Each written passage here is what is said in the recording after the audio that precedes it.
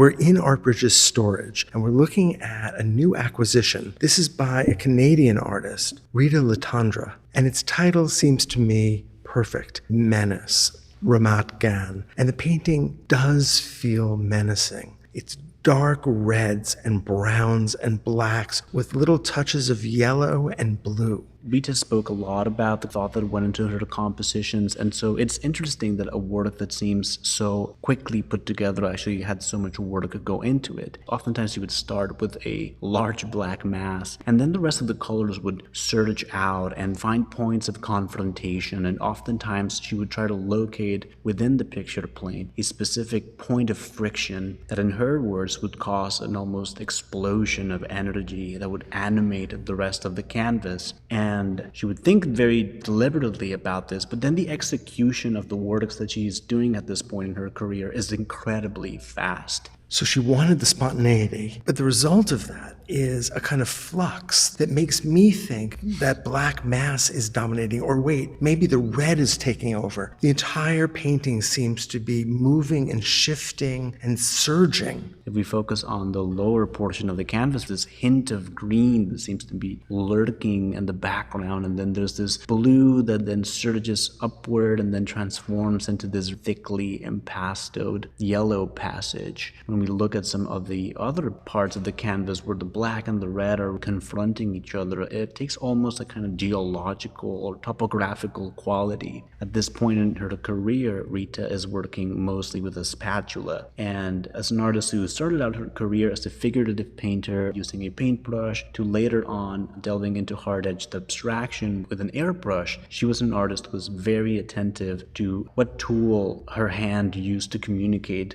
And so in this case, we have this quickly moving spatula that seems to be almost carving or modeling the surface of the work. It almost seems like this is not so much painting as sculpture. The red at the bottom can have some dimensionality. Is this some kind of pool that almost exists below? But then when we try to read the black, that sense of space begins to fall apart, and we seem to have almost something cape-like, a huge bat, some creature of the night flying towards us and obscuring our view. This is obviously an abstract work, but it's impossible not to see at points some kind of a creature that is lurking or throwing itself onto the foreground, onto the viewer's space, which might help us explain the work's title, Menace. Well, it reminds me of the explorations of Francisco Goya or of the work of Francis Bacon in the way that danger is explored, violence is explored. It seems as if this is a carcass, this is a pool of blood, that this is some sort of violent confrontation.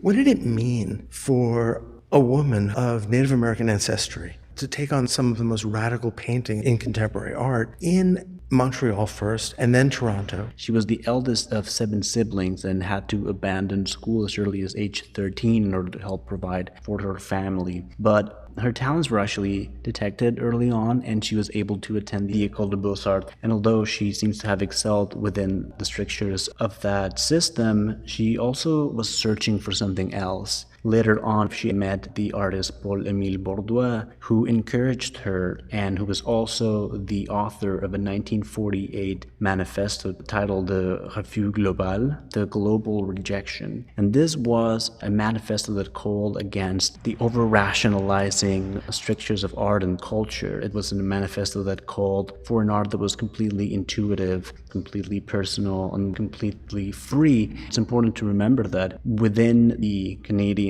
art environment, this would have been incredibly potent and revolutionary, this being a very conventional space that still favored representation and a more conventional kind of art. And we see an artist that is constantly innovating, and I think that is proof of just how fearless her work was.